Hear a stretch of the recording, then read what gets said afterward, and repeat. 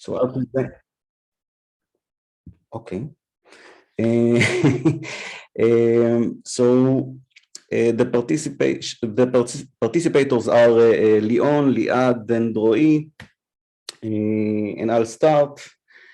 We'll have each 20 minutes to present our topic. Please write your questions in what's it's called, Liad? In the chat. In the chat. Yeah. In the chat, and we'll relate to them later on in the discussion. You can't see any other questions that are raised, and we'll choose from the questions that you put there. Okay, so let's start.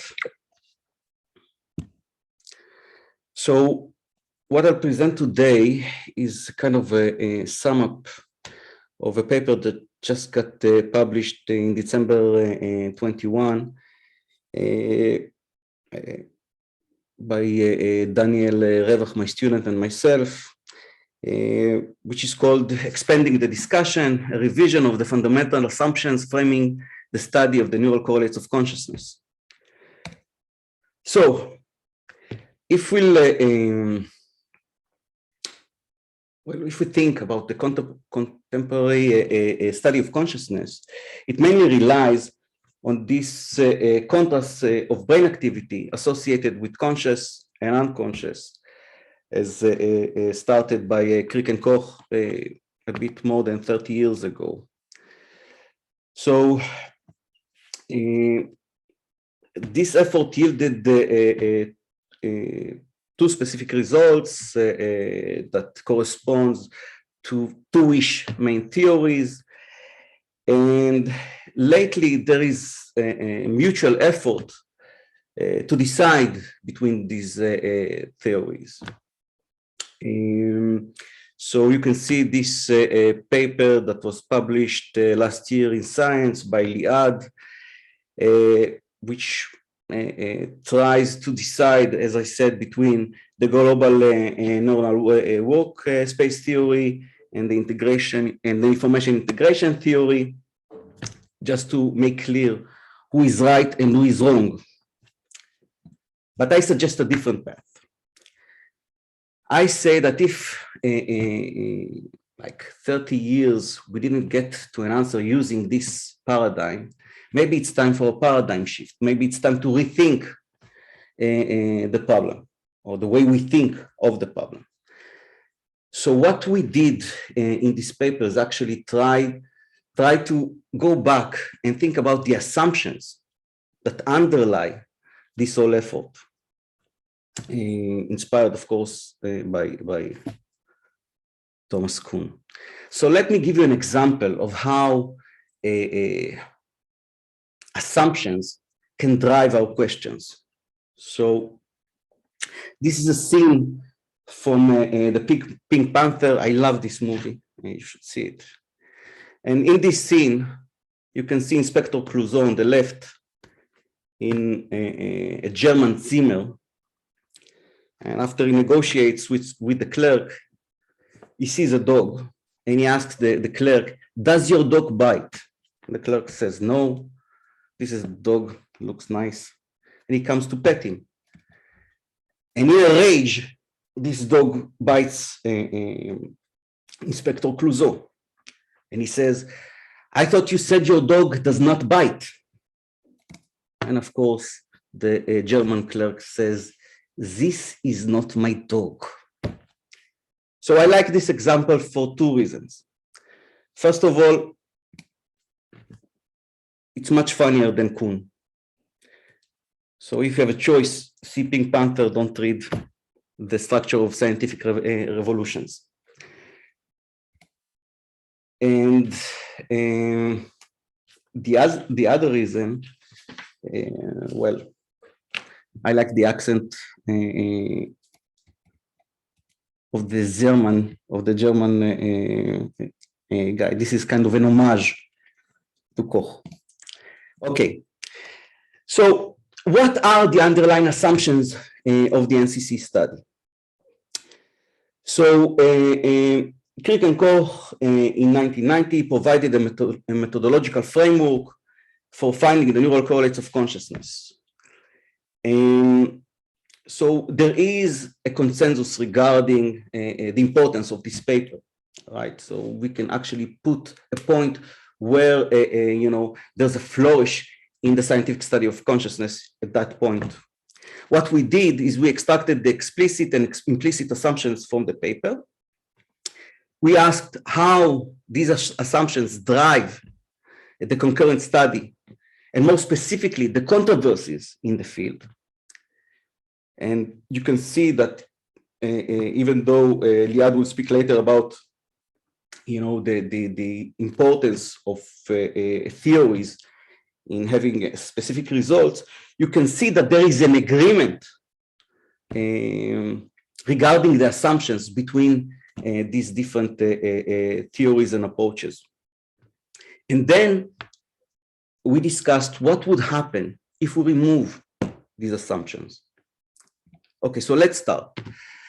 So Crick and Koch explicitly state three assumptions. First of all, they state the discipline. This should be in neuroscience, not cognitive science, whatever.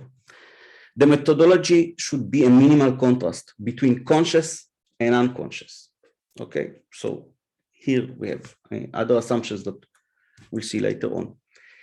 And importantly, they say we should need a reflective approach, which means there should be an open-ended exploratory method that would require maintaining a reciprocal relationship between empirical findings and theory, which means because we don't have a good definition for conscience, and of course its counterpart, unconscious, and we actually study the relationship between the two, what we need to do is go back and forth from empirical results to theory and to shape these relations and shape our theories with that. Okay, so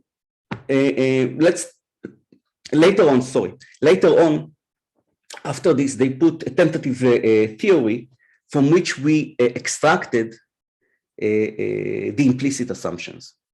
So we have an observer, we have a scene. How does it work? So the first assumptions is concerns conscious resolution, which means that there are mechanisms that relate to unconscious perception, other mechanisms that relate to conscious perception. Only some of the contents that are processed in the unconscious mechanism gets to be conscious. And so consciousness is actually the resolution of the perceptive process. And you can see that reflect in the controversies today. So people ask, what are the relationship between conscious and unconscious? How this process is resolved? Does it happen in an all or none fashion, or is it graded? What are the processes that are needed? רותי, שומעים אותך. What are the processes? What are the processes that are needed, required to create consciousness, but are not actually processes? Remember Aru's distinction between processes that precede consciousness, actual consciousness, and those that follow consciousness. Then there is, of course, the temporal modularity, which means that they state, or in the tentative theory, they say consciousness happens 50 to 250 milliseconds post-stimulus. And it happens in the neocortex, or more specifically in frontal cortex. So here we have another great controversy, which relates to the name of the symposium, the when and where of consciousness. Another thing that they relate to are post-conscious processes or procedures. So whatever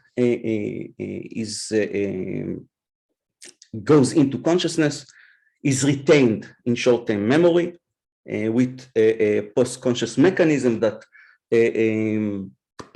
include our report and so on and so forth, in order that content would become conscious. We need to have some kind of integration of features. As you can see here, we need to integrate the mustache, the hat, and the impossible nose in order to be conscious of Inspector Clouseau. Moreover, and this is very, very important, it should be a veridical representation, which is very interesting. What is a veridical representation? This means that there is some kind of a right way and a wrong way to process the data, right? Some kind of an objective measure to which, or an objective standard to which the perceiver should reach in order to perceive the stimulus in a conscious way. And this is, to a very much extent, is reflected in all the work that is done with consciousness. So my PhD thesis, for example, was mainly focused in how to distill conscious perception.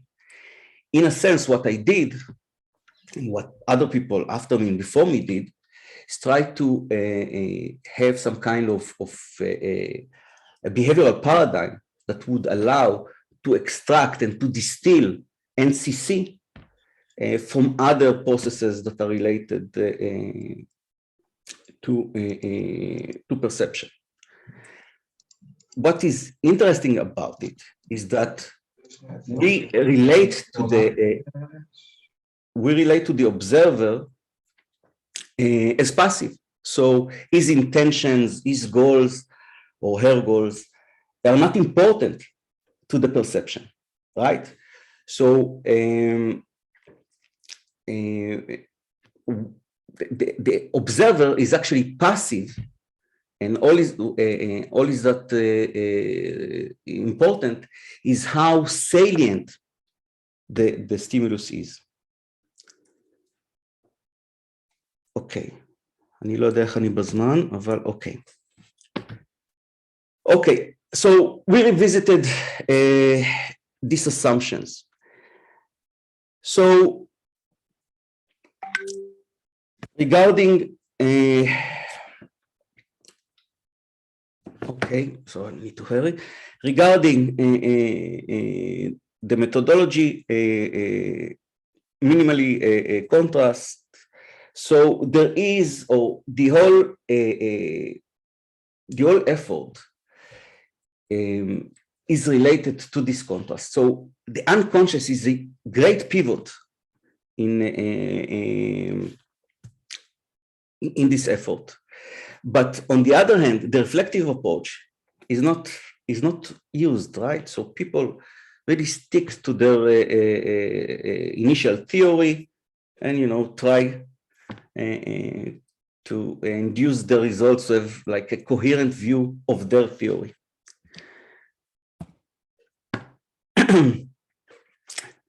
But when we think about, you know, the involvement of this field in the last 30 years, we can see that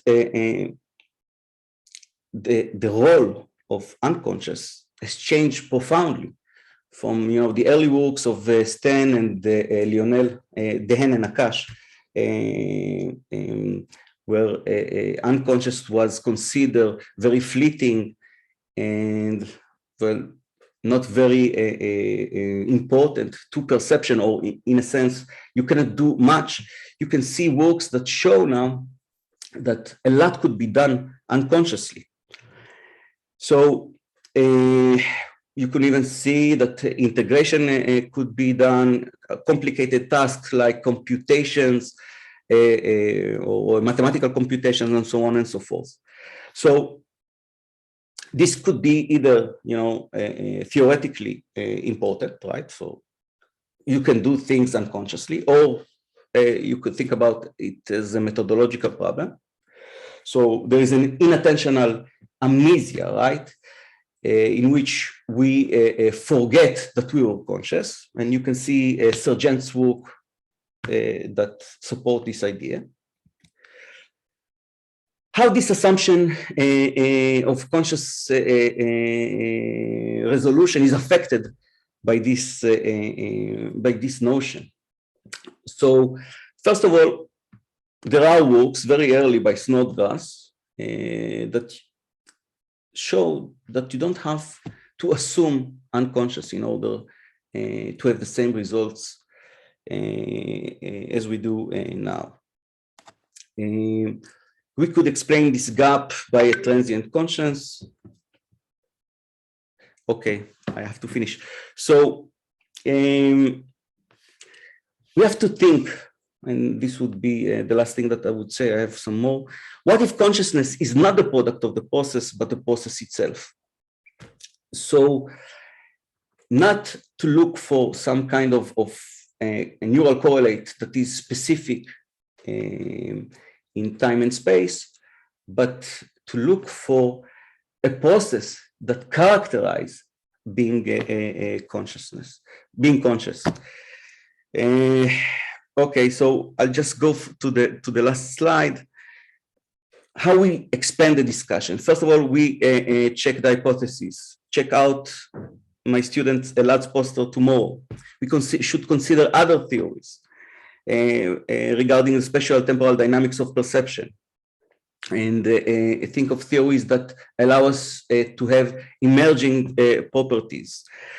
We should consider phenomenology, which are present in the current major theories, and that's it. So I want to thank Daniel, who's now in Oxford, where he's being cloned, and of course my other collaborators, Daphna, which sits here, Avishai, this is Elad, we should go to see his work, and Yoel, you should see his work as well tomorrow. Thank you very much.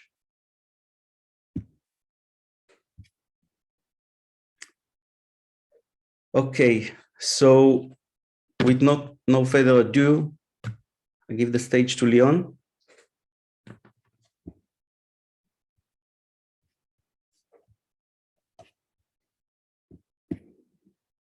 You're muted, Leon.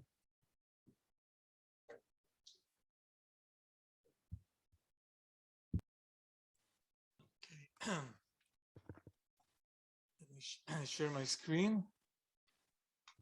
Okay, Liat, can you hear me well? Yes. Yeah, we can hear you. Okay, great.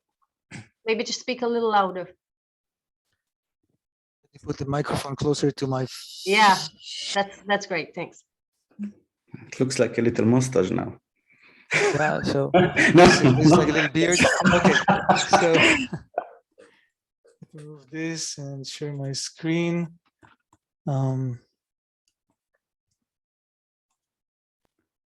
Okay, so first I want to thank Moti for organizing this the symposium, and also thank him for his presentation, which I'm really happy. I was really happy to hear and to read the paper, because I think it's going in the right direction, and in a way I think my presentation is kind of consistent with Moti's suggestion to rethink some of the assumptions of the field. And so I want to start by presenting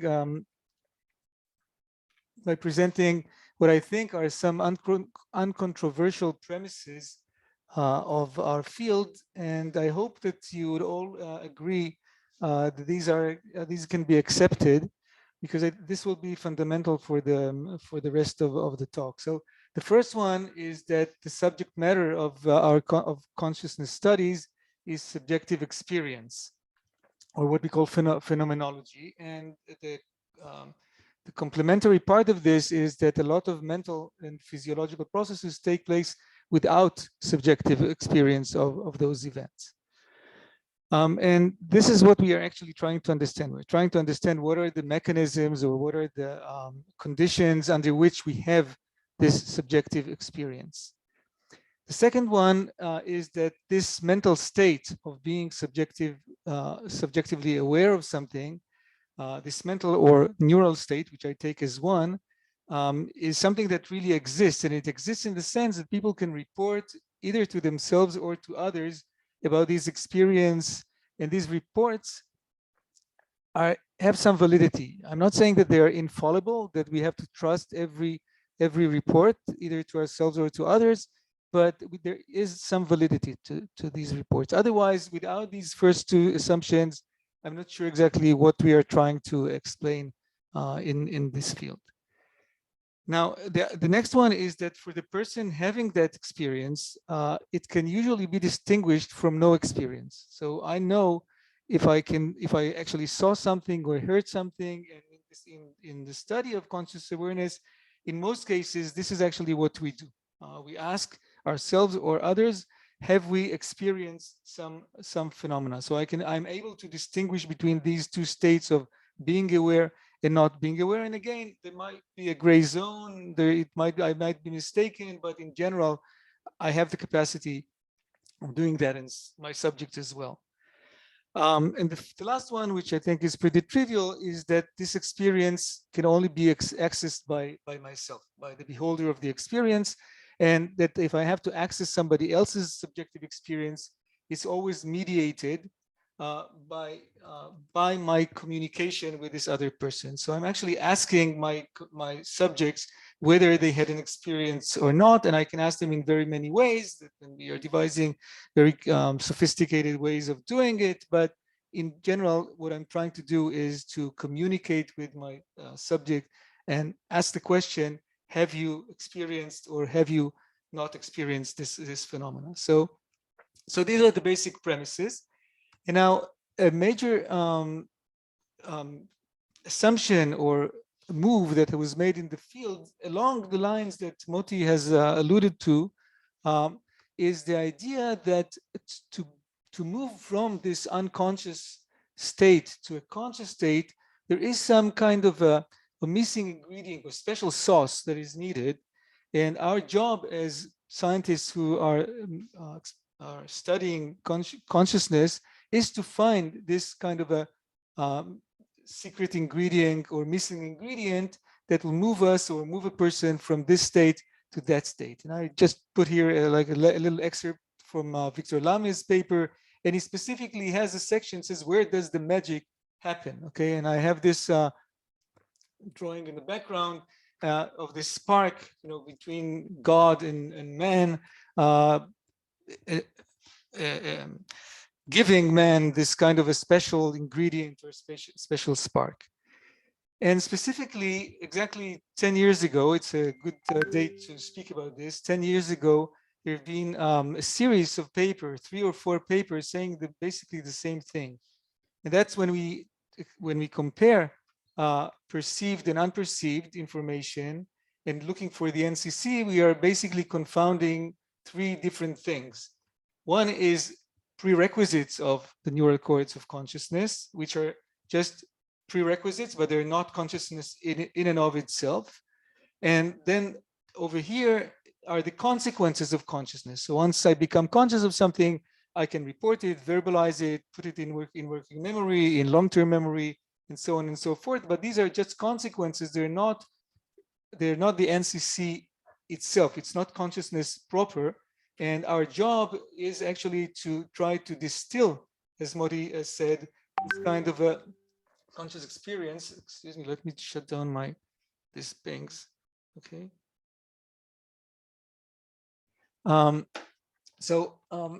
Our job is to actually find this NCC proper, and these are just this is the quotation from Aru in our paper saying that the NCC has to be experimentally distilled from the prerequisites and the consequences of conscious perception.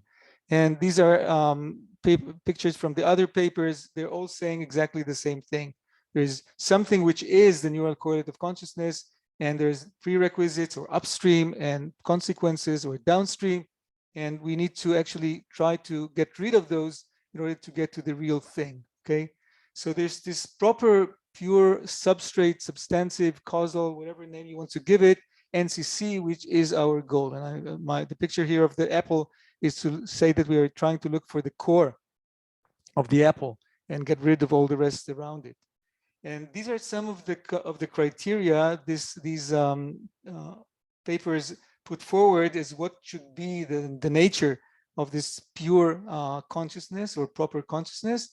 And one of the important ones is that it should invariably correlate with awareness. So whenever we tinker with it or whenever it changes, awareness should change with it. Okay. And I put here down here an excerpt from or a citation from the same paper saying that neuronal activity, which correlates with awareness in one condition, one experiment, but not another, should be demoted to a prerequisite. It's not the NCC proper.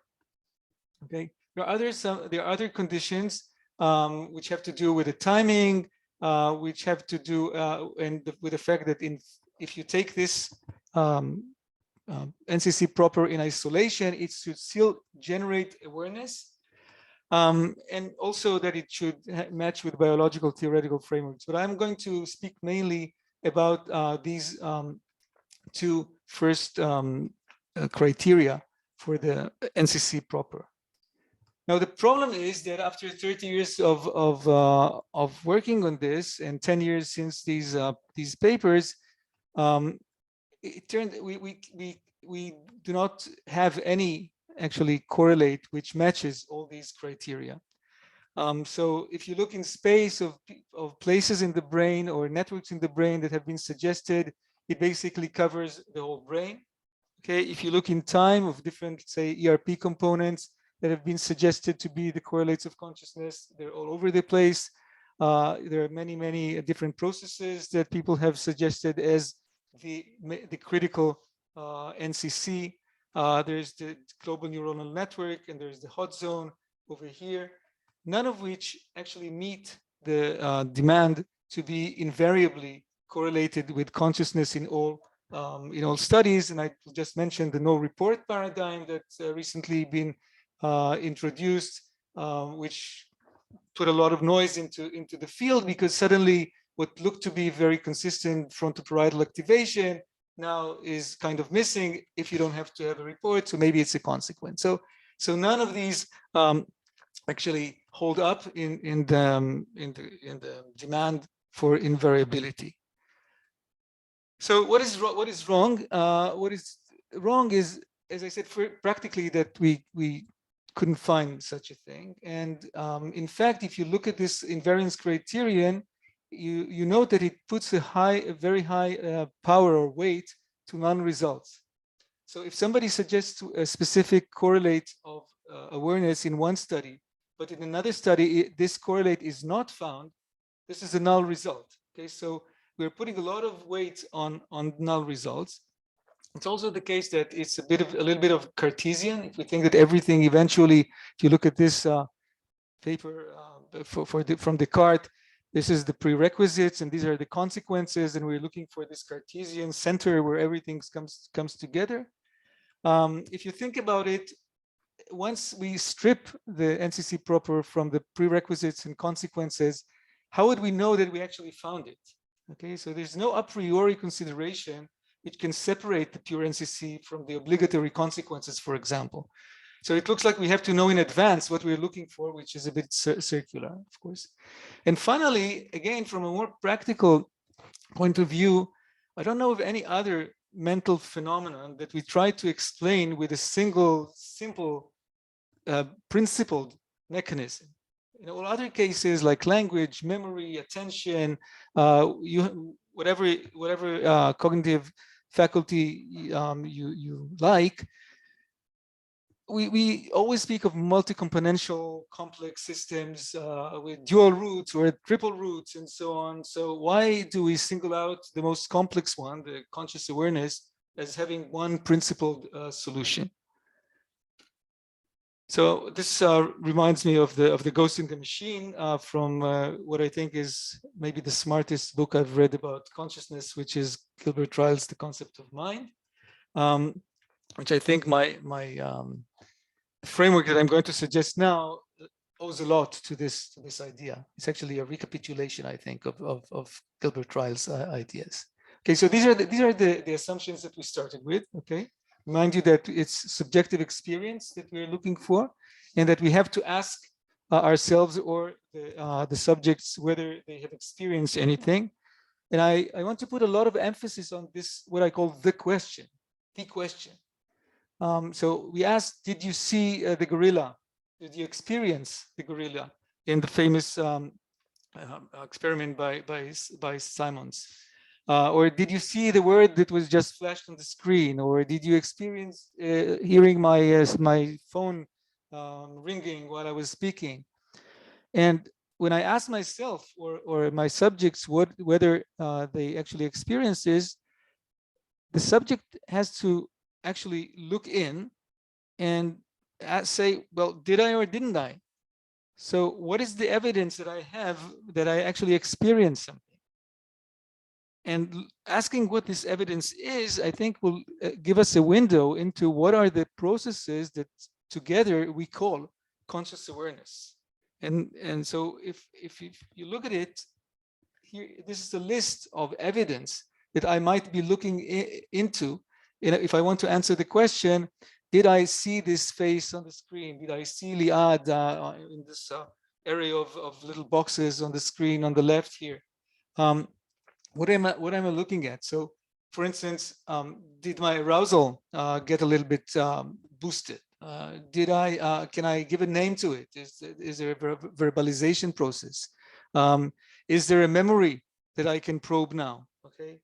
And many other things that I could look into. For instance, in my PhD, I allow myself, since Moti talked about his, so I suggested that having a spatial tag to the event is critical, is an important virtue of something which is which I can access and say, yes, I experienced it. And so there are all these different components, none of which are magical or special or like new physics or quantum mechanics or some very complicated computational thing. These are like the normal things that make together our cognitive and emotional systems. Okay, and so it's like a puzzle.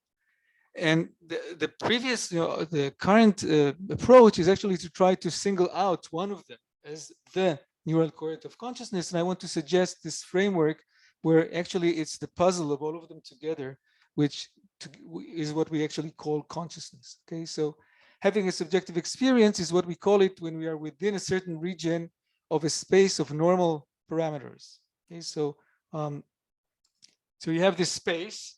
Each one of the axes is one of these parameters that was previously on the screen. Of course, I can't put more than 3 together. And if I am within the range of these red dots, then I say, yes, I experienced it. I have an experience. Now, this comes with several benefits and several interesting characteristics. So, for example, if I reduce this to 2 dimensions for the graphics here, and I take one of these, say, early sensory activation or emotional response or self-related circuits to preempt Roy's presentation in a few minutes.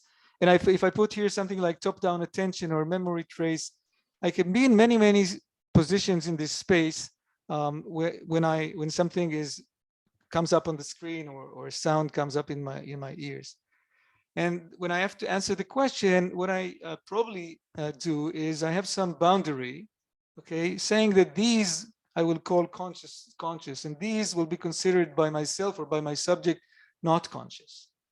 And the interesting thing about it, that if you put your boundary in a certain way, it turns out that you can be conscious, for instance, when the sensory activation is really robust, when the stimulus is strong, okay, but you don't have really a good memory trace for this stimulus that appeared on the screen now. Or you can also be, aware of the stimulus if the sensory activation is kind of meager, but you know the stimulus very well. You've experienced it before. You have a good memory trace. You don't need much of an activation in order to experience it. Okay, so both will be considered a conscious experience by the subject. And I deliberately have these points down here to say that, for instance, it could be that with no sensory activation or with very, very little sensory activation, it doesn't matter how strong your memory trace is, you still won't be able to experience it. So it's not magical, but it's some combination of these parameters that allows you to say that you're actually conscious, okay? And this kind of a framework allows you to explain some of the discrepancies in the field. It's the same discrepancies that make people like, for instance, Lucia Meloni say that local ignitions are not really the proper NCC, because although in some experiments this ignition is correlated with consciousness, in other experiments it's not. So I'll just give an example of these two experiments. Rafi Malach and Leo Fish at the time presented faces and other objects masked, and it was so masked that in some cases the subject could actually experience the target, and in some cases not. Okay, and the big difference between these cases of seeing and not seeing, experiencing and not experiencing, was a local high frequency activity in the ventral temporal cortex. So what I call here local ignition. Then Lucia Meloni in another paper said, okay, I'm going to render things seen or unseen by first exposing the subject to some of the images, letting them have a memory trace, okay? And then I'm going to show these noisy images. And in some cases, if the subject has this previous memory trace, they will be able to see something here, and in some cases not. And so again, we have the contrast between experiencing and not experiencing. And what they find is that there is no difference in the local ignition between experiencing and no experiencing. And so they rule out the local ignitions that Rafi Malach suggests. But if you think about this graph, again, it's a toy graph, but if you think about it, what Rafi might have been doing is moving the subject from this point over here to that point over here, or vice versa. So the subject moves between these 2 points and becomes aware or unaware depending on the local sensory evidence. Whereas what Lucia Meloni was doing was moving the subject between these 2 points, between having a memory trace to rely on and not having a memory trace. In both cases, there is a difference between being aware and not being aware, but it's not surprising that in one case, in Lucia's case, you don't have any difference in sensory evidence. And perhaps if you looked at the memory activation, you wouldn't find it in Rafi's case. It's interesting also because it's not just that I'm saying, okay, there may be some factors and who knows what they are, but these factors can have different distributions. So the factor, for instance, of local ignition is better depicted maybe this way. So there are no points over here. You cannot be over here as it pertains to local ignitions. There's like a step function going between these two, which is important if you want to understand conscious awareness. There's another option, for example. So when we look at something, when something appears on the screen or in our visual field, if we look at neuronal activity, we see that there is a very strong neuronal activity initially, but then this neuronal activity fades out slowly. And this is like 1.5 seconds of an electrode in ECOG in the fusiform face area. And you see that initially it responds very vigorously to faces, but then it dwindles down, even though the subject is looking at a full-blown face and still sees the face. So how come, despite this very dramatic change in neuronal activity, you can still see? And if you go back to this graph, you can imagine that initially there is a strong activation, but there is no memory trace because you've just seen the face. But once you've seen it, there is a memory trace established. And so over time, you simply move from this point to that point. Both are within the regime of consciously experiencing the face. If I ask you, have you seen it? Have you seen it now? Have you seen it now? You keep seeing it, but you're in different place in this space. Leon? I want to emphasize that what I'm saying is not that every time that we experience something, we ask ourselves the question. This is not the point.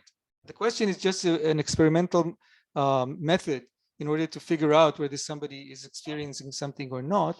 But in fact, simply being within this regime that I call conscious awareness to myself, being within it means that I'm experiencing something, even if I don't ask myself at this moment whether I am in this space or not.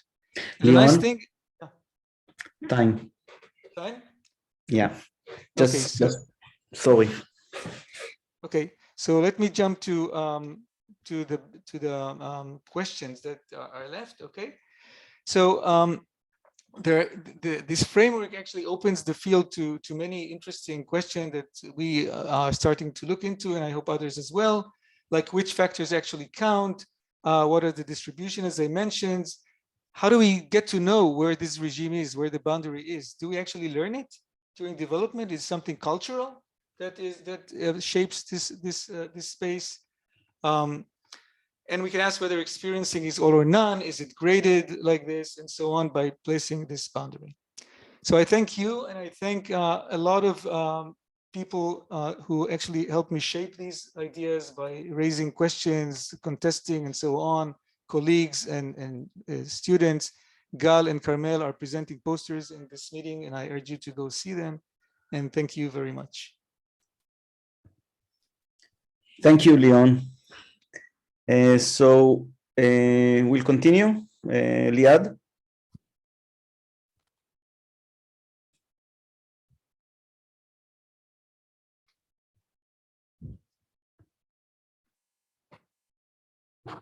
Sorry, I'm trying to share the screen again.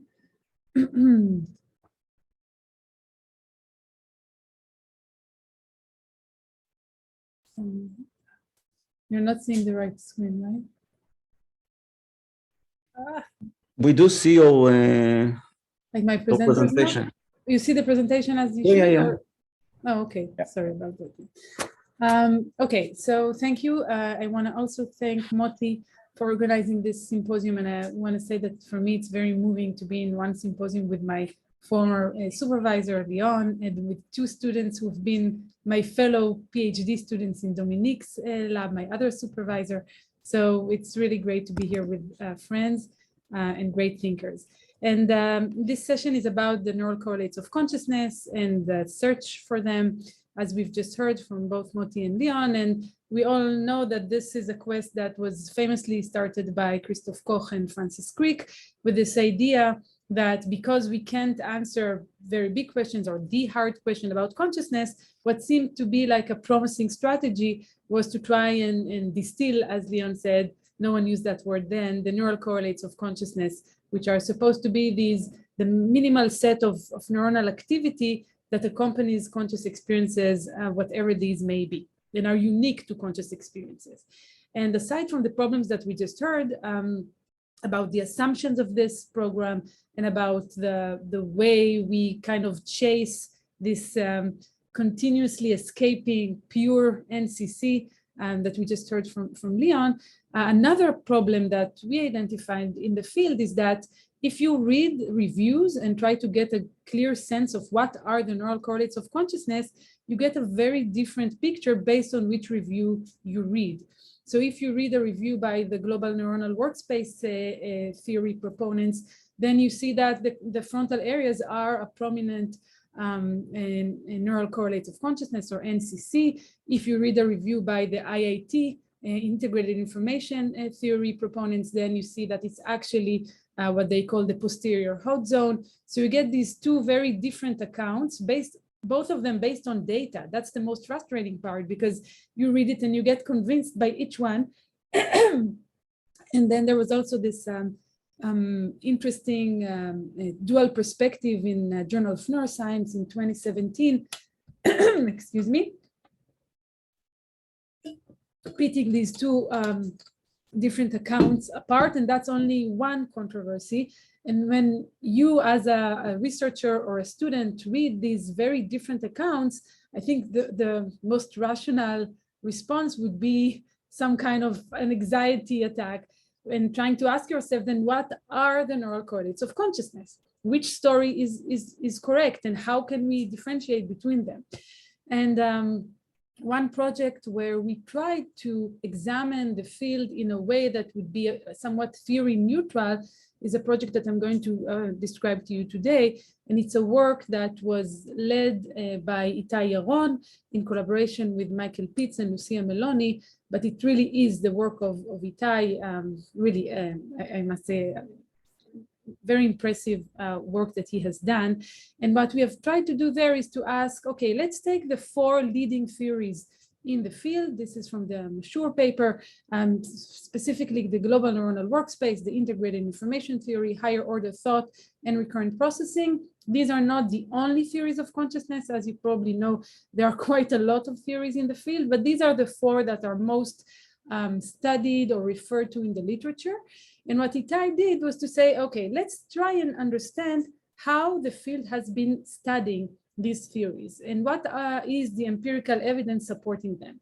So to do so, he basically gathered all the papers that mentioned these theories in different ways. So we had 2 search strategies. The first was to just identify all the papers that used these, referred to these theories in their abstract title or keywords.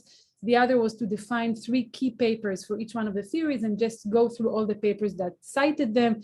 This yielded a fairly big amount of papers that Itai screened until at the end of the day, he reached a series of a cohort of 412 experiments that studied or referred to the theories and interpreted their findings in light of these theories. And the results that are going to be published, actually, we're hoping that it would be published next week already, show a very interesting picture of our field and also of the quest to find the neural correlates of consciousness. And I won't go into all the things that Itai did there. I'll only focus on the things that are related to the NCC question that is the focus of this symposium.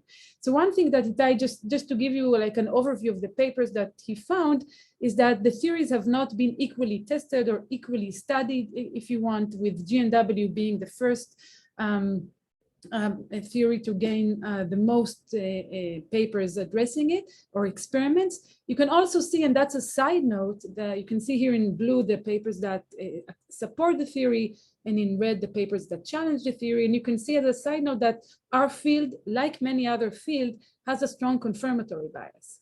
So we tend to confirm theories as opposed to challenge them, and this trend stays over time. When you look at papers mentioning the theories, supporting them, or challenging them, you just see that each one of the theories gains more and more citations or more experiments referring to it, rather than having any change of balance between the theories. But most important so here we think that there is a limited crosstalk between the theories, because it seems like the success of one theory does not render the other theory less successful. So they just keep evolving in parallel. But I think a critical point for our symposium is, what does the data show? And I should say, this is not a meta-analysis. There is no statistical appraisal of the results.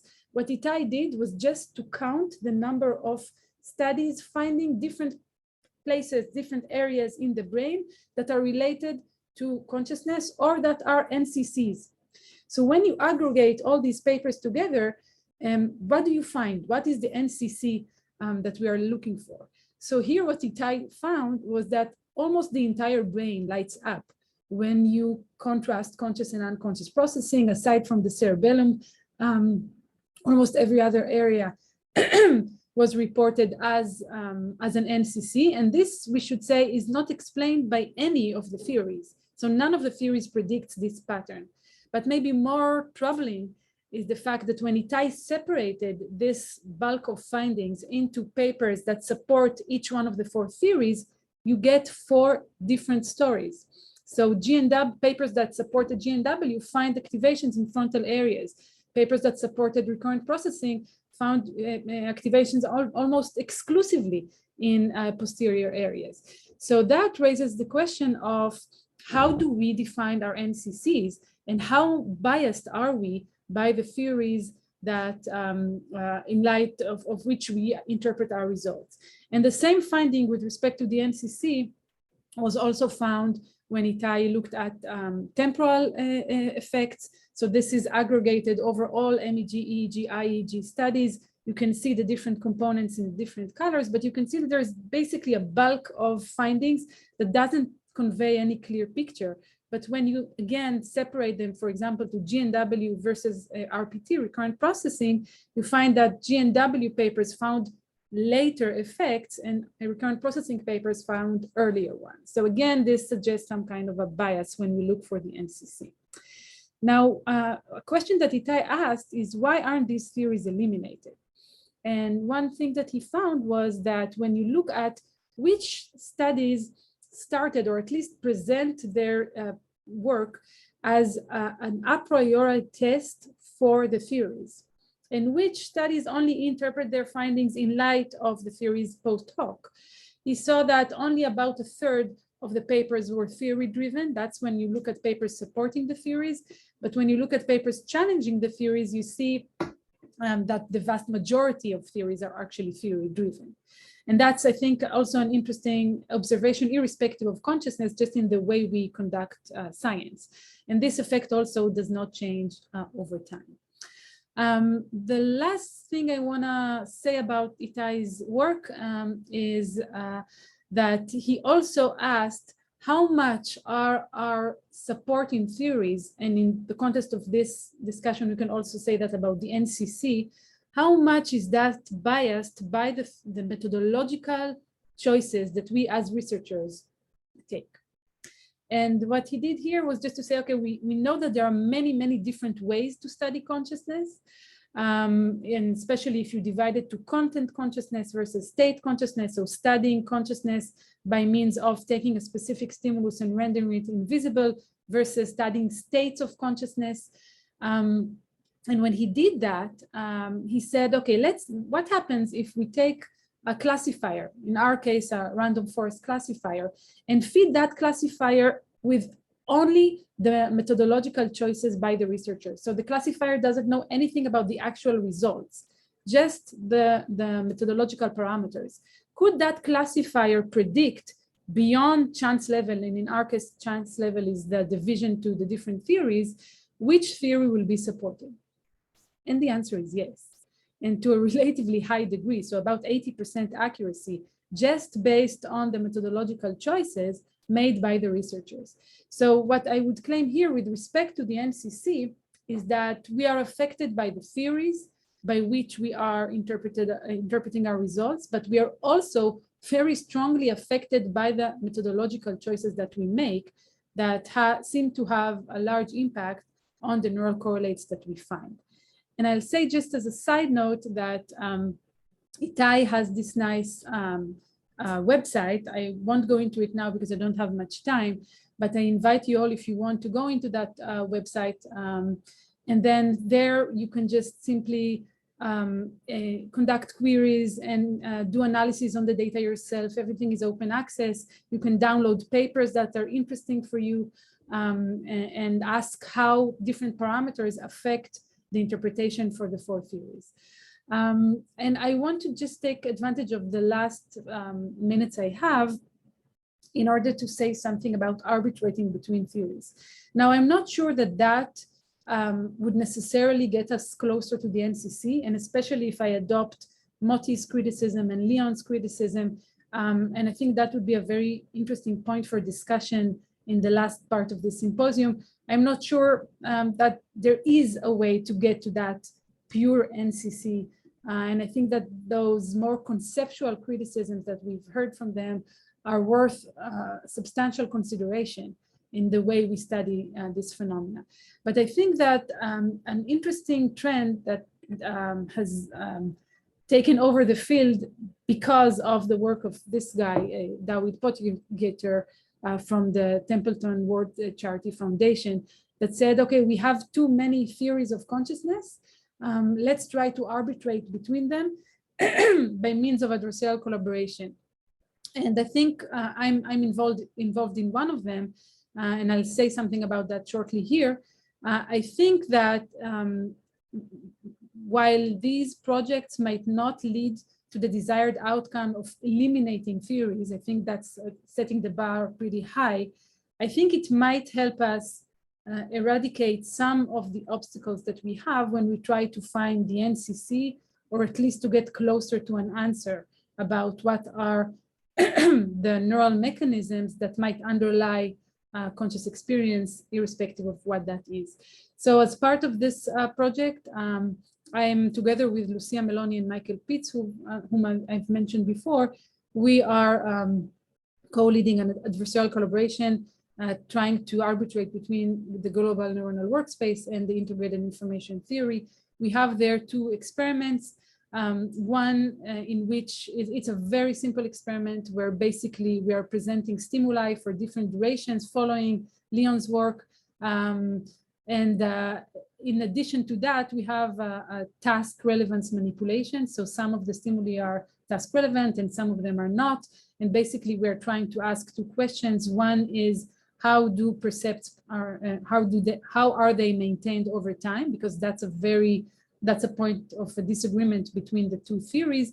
And the other question is, what correlates of consciousness remain when we take out the task, and when we have not only stimuli that are highly task irrelevant, but also dimensions of the stimuli that are completely irrelevant, like in our case, orientation. And the second experiment is a video game that we developed where we have the seen versus unseen contrast that we all know.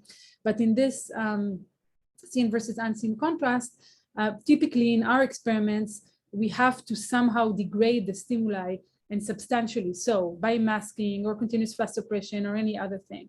But what we do here is, because the video game is so engaging, we actually present stimuli for half a second, 500 milliseconds at full contrast, at least for some of the time. And so they are very salient, they're very easy to see unless you're playing the game and you're very much absorbed in it.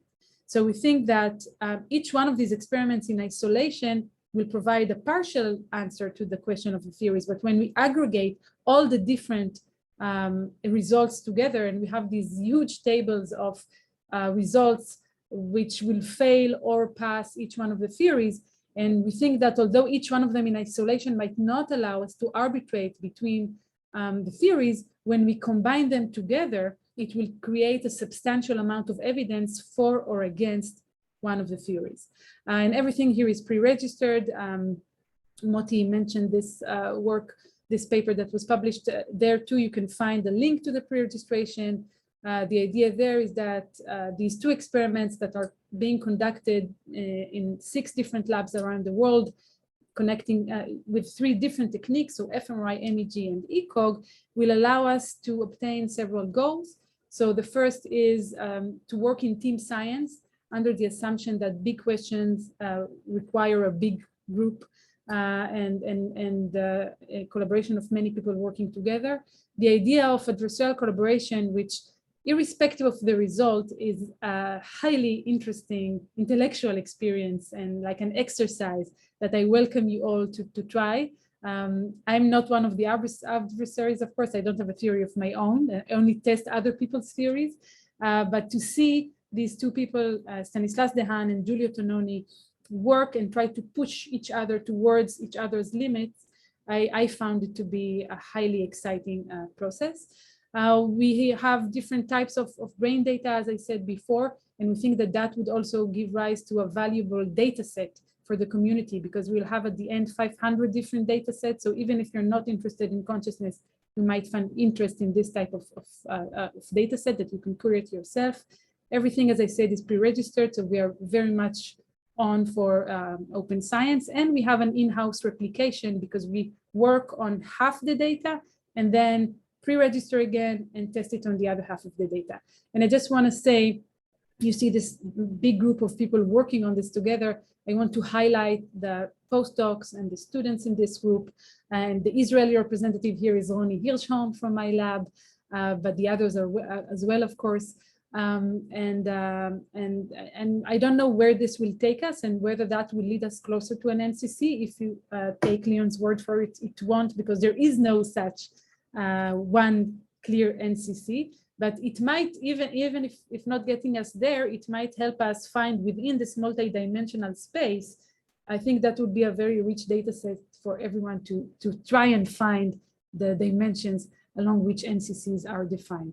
And I just want to thank the Cogitate Consortium that I presented here, and also, of course, my lab with, if I can say so, an incredible group of people that I'm very fortunate to work with.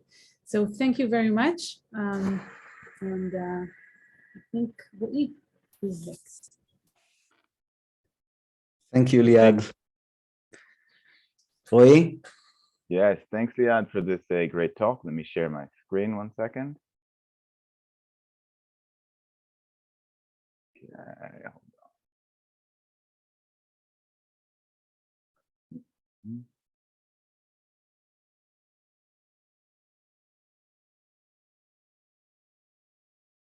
Okay, can you see my screen? Great. Okay, so I would first want to thank Moti for organizing the symposium, but also the organizers of the whole conference. It is stressful and frustrating to organize conferences in COVID days. So well done, and thanks all for this.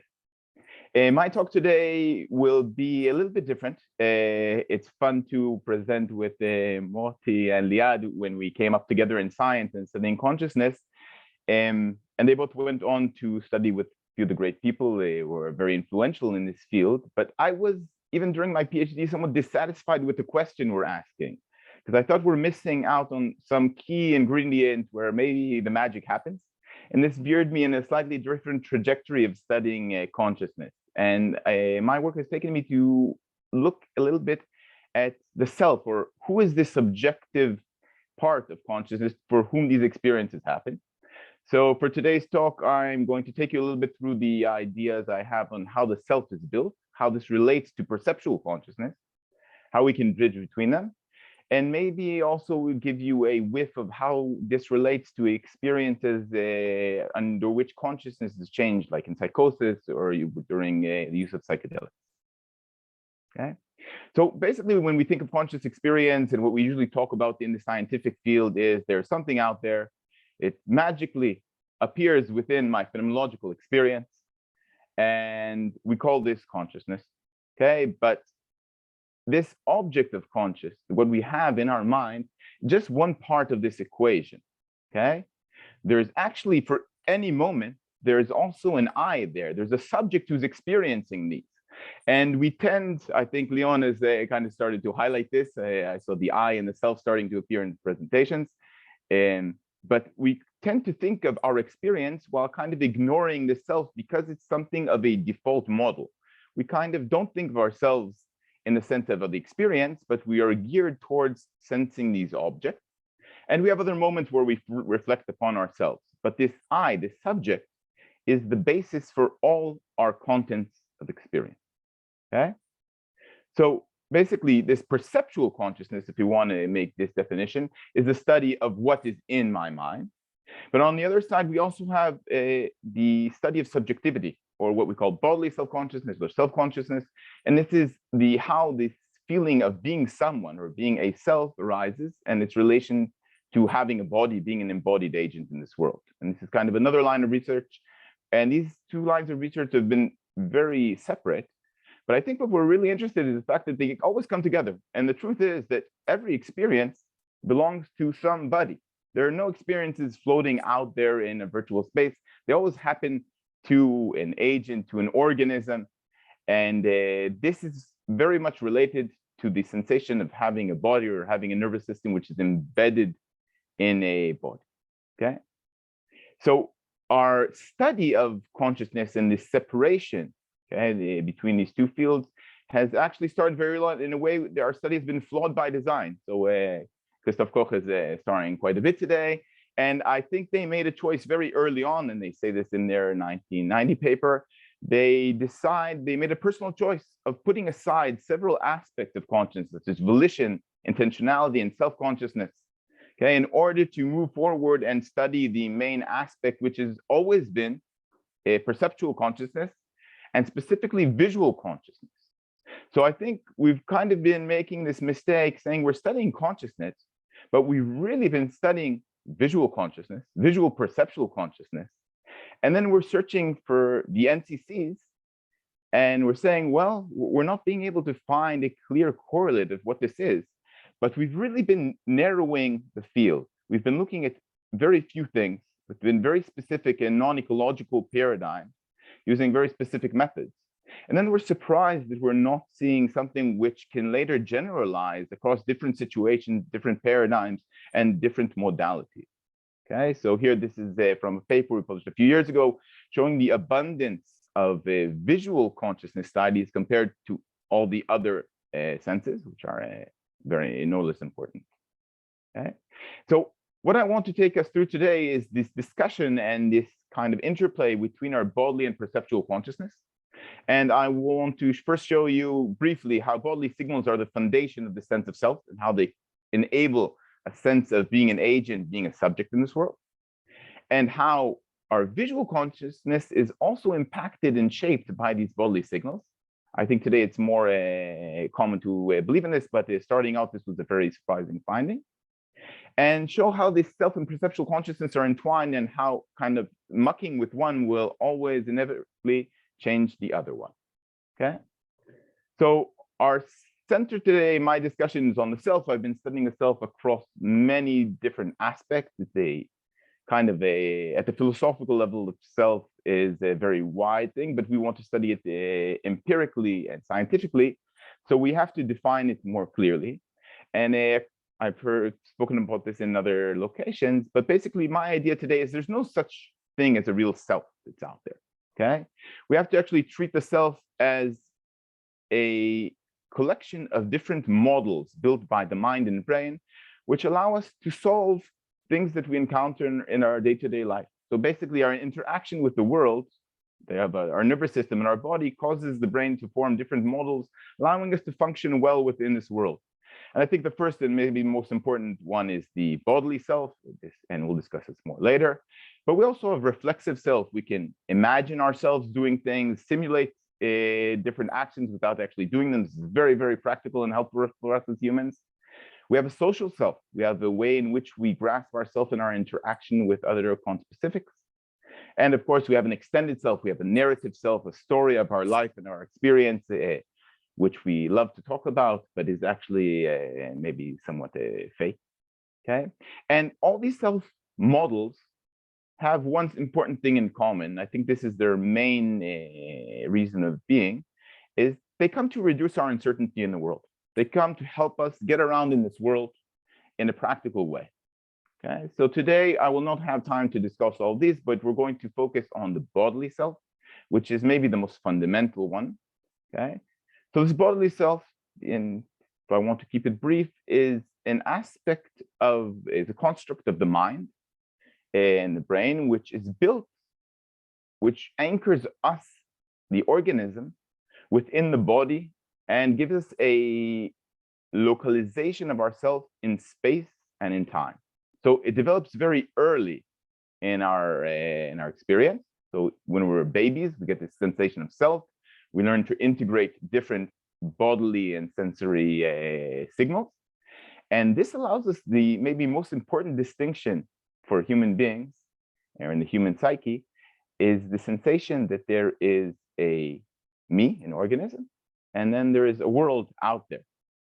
And people in which this distinction does not work well, they have serious trouble in functioning. We see this in psychiatric and sometimes in neurological difficulties, and also in some states like a deep sleep, this kind of distinction comes apart. But allowing us to distinguish between ourselves and the world also allows what we call perception. Because basically perception is usually what we speak about. Perception is grasping things that are out there in the world and creating an internal representation of them. So you can see this interplay between the world out there and me in there starts very early on. But the most important thing is it allows me to make a clear line and distinction between what is me, an organism, and what's outside me in the world. And how does this actually happen? So over the last 20 years, we've been studying this intensively, and there are two main ways that this happens. So on the left, of course, you can see here what we call the rubber hand illusion. Rubber hand illusion is a illusion in which you get a congruent visual and tactile stimulation on a rubber hand. And strangely, this rubber hand starts to feel like your own. Okay? And what's happening there is basically that this multi-sensory integration, bringing these two, the congruence between the visual signal, seeing a hand being touched, and feeling your own hand being touched, the brain has to solve this conflict, and it solves it by bringing in and saying, okay, this hand is likely mine. Another very strong way we have is also the linking our efferent volitional signals to visual and sensory information. So when I move my hand and this hand actually moves, this is a strong signal that this belongs to me. Okay, so these two aspects both highlight the role of multisensory integration, of bringing different forms of information together and creating this coherent sense of self. And indeed, when we look at the brain regions which are involved in the sense of self across different imaging modalities and stimulations, we can see that they are grouped around the sensory motor cortices, as well as parietal multisensory regions. So this sense of self is really, a sense of subjectivity really relies on integrating these different types of signals coming from the body. So what is the theoretical model we hold for how this self is built? The idea is that efferent motor signals, interoceptive signals, exteroceptive signals from different body parts are brought together in the brain. And at a very early age, there is kind of a eureka moment where the brain starts to expect these different signals and their congruence. So when you learn that every time you pass your hand in front of your face, you're supposed to see it and feel it, and there's a motor signal, the brain learns how to integrate all these, possibly using kind of a Bayesian inference, but I won't sign off on the Bayesian. And at the end of the day, you get this moment where all this comes together and you get this sense of self. Now, the question is, once you have this sense of self, does it then impact what you experience on the outside of the world? Are these bodily signals also relevant for what we sense on the outside? So across several different studies that I've done over the past decade and others have done, we use different tests from visual consciousness science, for instance, using continuous flash suppression, and we've integrated with bodily signals. So the first work we did is we used continuous flash suppression to suppress an image of a hand, which could either be congruent or incongruent with the proprioceptive information from your own hand. And indeed, we found that when the information from your proprioceptive modality and the masked visual modality are congruent, this comes into awareness faster. So congruence between vision and proprioception actually impacted the formation of visual consciousness here. And this was later replicated in a similar finding by Jacob Lunovsky, who looked this in a scanner and saw that the regions of the brain, which are the regions related to multisensory integration, are also impacted by this congruence. So the more the proprioceptive and visual information are congruent, the regions of the EBA and the parietal SPL regions related to multisensory integration light up. Okay. We've done similar experiments on vestibular and visual tactile integration, and we found very similar results for both. So when you have, in looking at vision and a sense, the brain prefers the congruence of information compared to information which is incongruent or asynchronous. Okay. This is also a similar result from Arison's lab, showing that when you have the hand feels like yours, you have a change in visual dominance using a rivalry. So once again, the brain is preferring a congruent story compared to incongruent stories. And I think this makes sense, because I think what the brain is really trying to do is to bring together all these informations and have them make sense. Okay. I think maybe more interesting is some findings we saw about 5 or 6 years ago now, showing that when we look at interoceptive senses, for instance, like your heartbeat, we see a different sort of finding. So here we linked the heartbeat to the display of a visual stimulus. And we found that when this visual stimulus is yoked to your heartbeat, it actually takes more time to be seen, okay? In a way, maybe this heartbeat being part of the self model, it is actually suppressed compared to things which are unrelated to the self. And using both fMRI and work with the neuropsychological patients, we localize this effect, this joining of visual stimuli and cardiac stimuli to the anterior insular region. Okay, and at the time this was very thought to be very surprising. But since then, there have been many studies showing that what's going on in our heart in interoceptive modalities is strongly related to what we sense from the outside. So we now know that the cardiac cycle impacts both our microsaccades and eye movements and blinks. So we blink and we sample visual information from the world at certain points along our cardiac cycle. We know that the cardiac cycle gates sensitivity to tactile information and also to action. So when we have to sample the world, we take into account our interoceptive bodily state to decide when that's happened. Okay. So to sum up so far, the subject of experience rises from inference based on these bringing together these internal and external signals. And this bodily information is critical for representing the self, but it's also critical for what we take from the environment.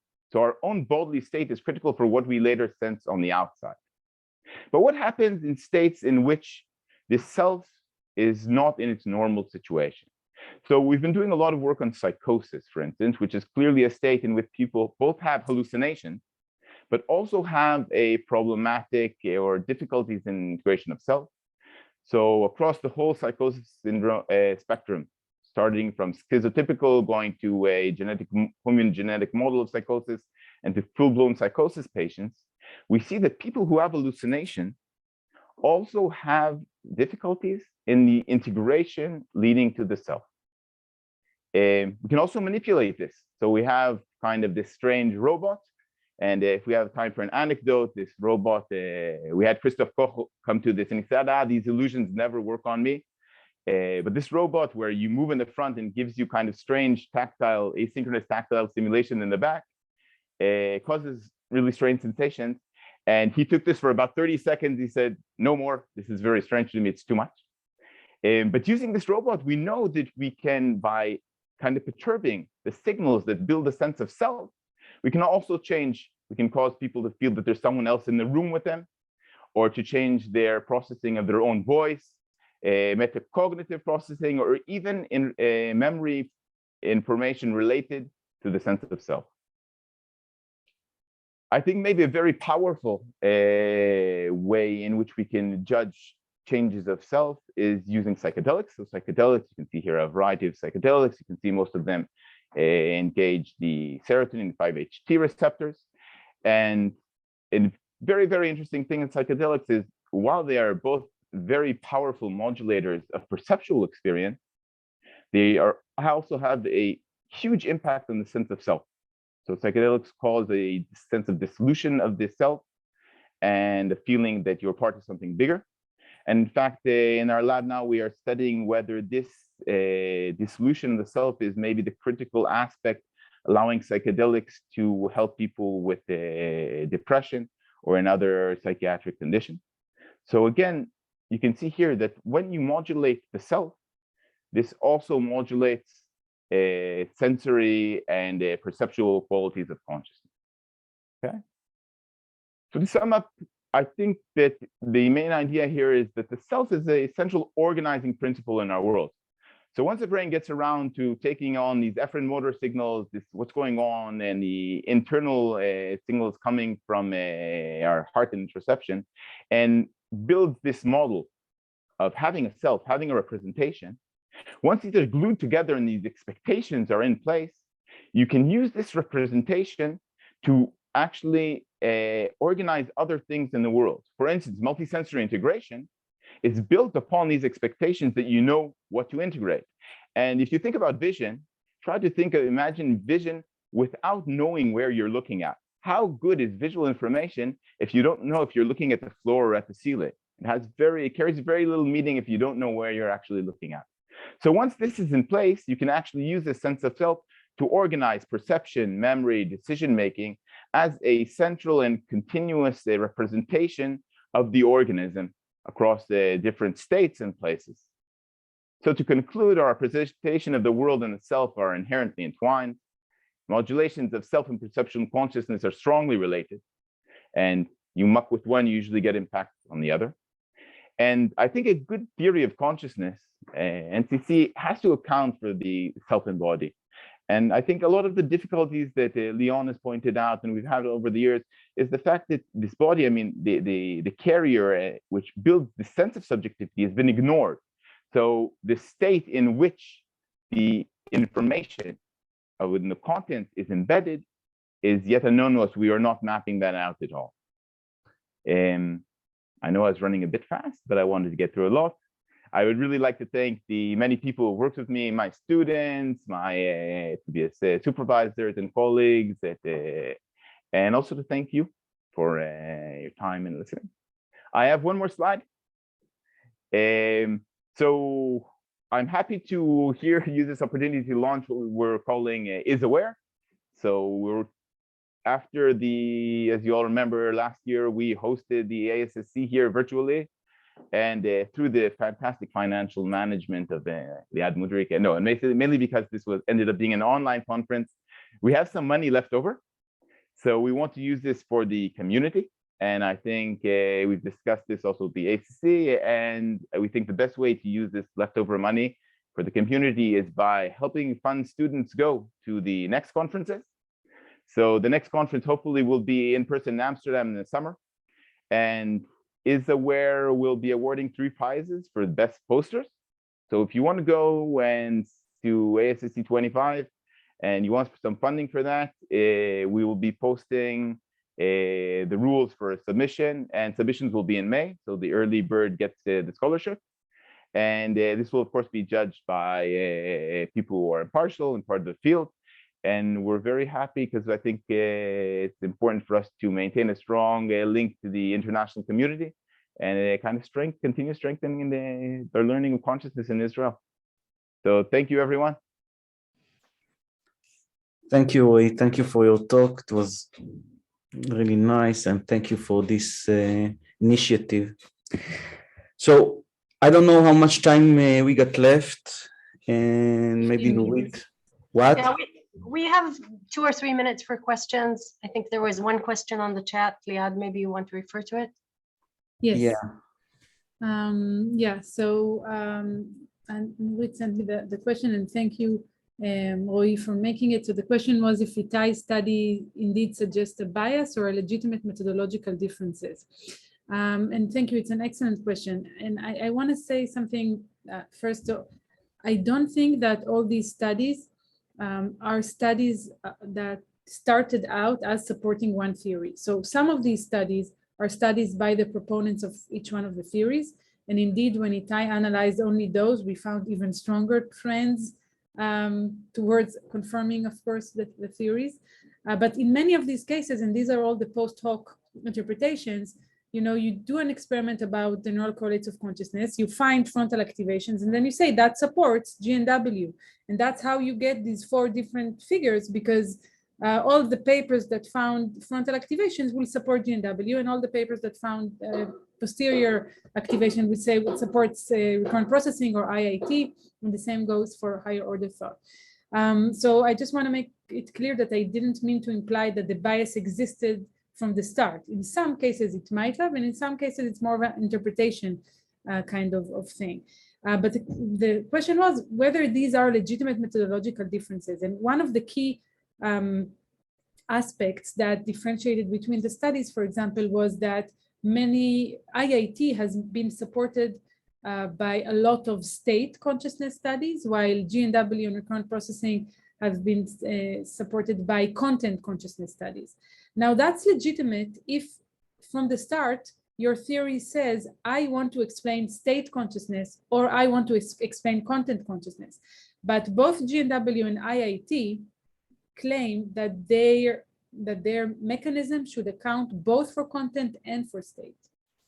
So if this is the scope of your theoretical claims, then the data supporting those claims, I think, should be balanced with respect to what are the evidence on which you're making your that you take as evidence for or against the theory.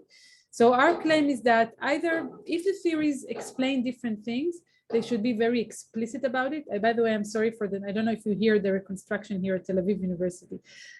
So if there is a noise, I apologize for that. So if the theories explain different things, they should be explicit about it. But if their claim is wider and they say that they explain all aspects of consciousness, then they should probably be tested in studies probing all aspects of consciousness. Liad, thank you. I think we're running out of time. So first of all, if everyone can unmute yourself and clap for this really exciting and interesting session. Thank you so much to Moti, Roy, Liad, and Leon. We have now a poster session and then another symposium at 1:30. So you're welcome to go and see the posters, and thank you, everybody. See you later. Thanks, everyone. Thank you. And if everyone has additional questions because we couldn't get them there, send them to us via email. We'll be happy to answer those. Okay. Thank you. Thanks, Bye. everyone. Bye. Thank you. יופי, זה היה נחמד. בוא נראה אם הם